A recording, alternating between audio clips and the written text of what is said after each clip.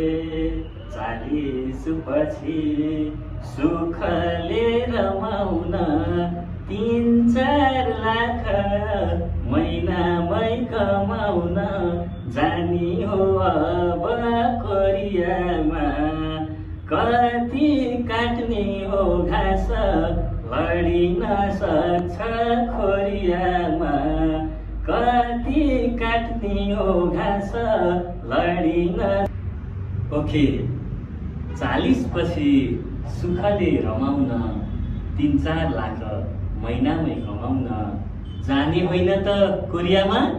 Okay, पक्कै पनि 3-4 लाख महिनामा कमाउने हो, कोरिया जाने हो भने अब ढिला गर्दै नगरौँ, सुरु गरिहालौँ है त कोरियाको यात्रा साथीहरू। ओके, विशेष गरी आज मैले कोरियन भाषाको लिसनिङमा 20 वटा क्वेसनमा 20 वटै क्वेसन कसरी मिलाउन सकिन्छ। धेरै जसो विद्यार्थी साथीहरूको लिसनिङमै समस्या आएको देखिरहेको छ र पछिल्लो समय ब्लाइन्ड वाला क्वेसन पनि आएको हुँदा धेरै जसो साथीहरूले ब्लाइन्ड क्वेसन नै बिगारियो है भनेको कुराहरू पनि हामी धेरै सुन्न पाउँछौँ। त्यो कारणले गर्दा आज चाहिँ विशेष गरी 20 वटा लिसनिङ क्वेसनहरूमा 20 वटै कसरी मिलाउन सकिन्छ भन्ने खालको विशेष भिडियो लिएर म तपाईहरु माझ उपस्थित भइसकेको छु। तपाईहरुकै प्रिय कोरियन भाषा प्रशिक्षक जबिन्द्र पाण्डे। अन्यगासियो विशेष गरी लिसनिङको पाठको कुरा गर्दाखेरि हामीले चाहिँ बेसिक लेभलदेखि नै एकदमै राम्रोसँग ख्याल गर्नुपर्ने हुन्छ साथीहरु। जस्तो बेसिक लेभलमा हामीले उच्चारणका नियमहरू कसरी पढिरहेको छौं, त्यसपछि ग्रामरका पाठहरूलाई हामीले कसरी हेरिरहेका छौं भन्ने कुरा पनि एकदमै धेरै महत्त्वपूर्ण हुन्छ।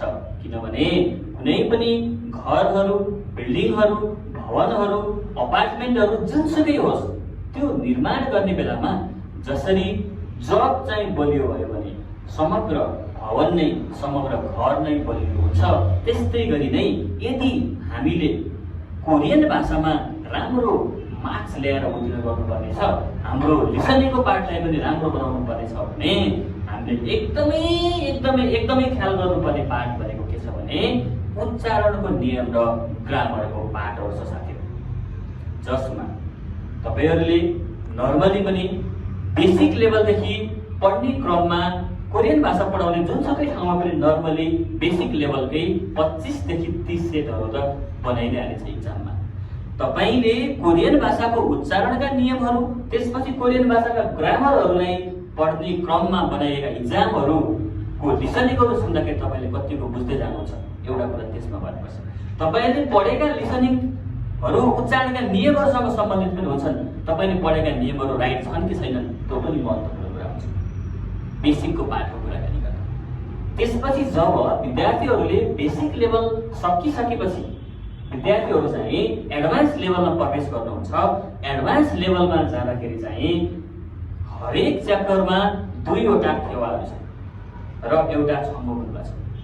एक च्याप्टरदेखि जब हामी चाहिँ एडभान्स लेभलको क्लासहरू सुरु गर्दै जान्छौँ, हरेक च्याप्टरमा 2 वटा फेवा र एउटा छङ्गो बुन्वा आउँछ। अहिले पछिल्लो समय चाहिँ फेवाको मात्र नभएर छङ्गो बुन्वाको लिसनिङ पनि युट्युबहरुतिर एभाइलेबल छ, उपलब्ध छ।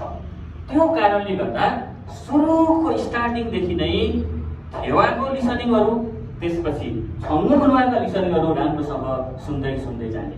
सुन्ने क्रममा सुरुमा त कसैले बुझ्दैन नि त, त्यही भएर फर्स्टमा चाहिँ फेवा र छङ्गो बुन्वा जति छ त्यसलाई राम्रोसँग रिडिङबाट बुझ्ने प्रयास गर्ने। रिडिङमै बुझिएन भने त लिसनिङमा त कसरी बुझिन्छ, बुझ्दैन नि त। त्यो कारणले गर्दा फर्स्टमा रिडिङमा बुझ्ने, रिडिङमा बुझिसकेपछि त्यसलाई लिसनिङमा प्ले गरेर सुन्ने।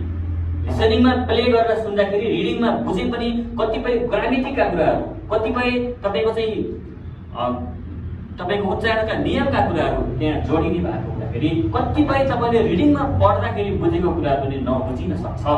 जुन पाठमा तपाईहरुले रिडिङमा पढ्दा बुझेको हुनुहुन्थ्यो, लिसनिङको पाठमा जाँदाखेरि बुझ्न सक्नु भएको छैन।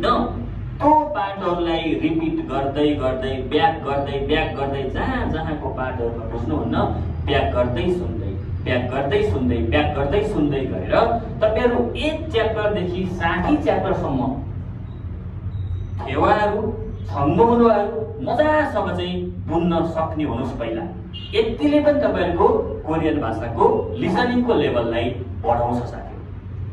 आजको पहिलो पार्टमा मैले बुकलाई नै फोकस गरेर तपाईलाई पढ्न सजिलो होस् भन्ने उद्देश्यबाट यो भिडियो बनाएँ र अर्को भिडियोमा चाहिँ मैले कोरियन भाषाको फाइनल परीक्षामा लिसनिङमा आउने 20 वटा क्वेशनहरु कसरी मिलाउने त त्यसको ट्रिक लिएर म पार्ट 2 लिएर आउने छु। आजलाई भने म बिदा हुन चाहन्छु। तपाईहरुकै कोरियन भाषा प्रशिक्षक झबिन्द्र पाण्डे। 감사합니다।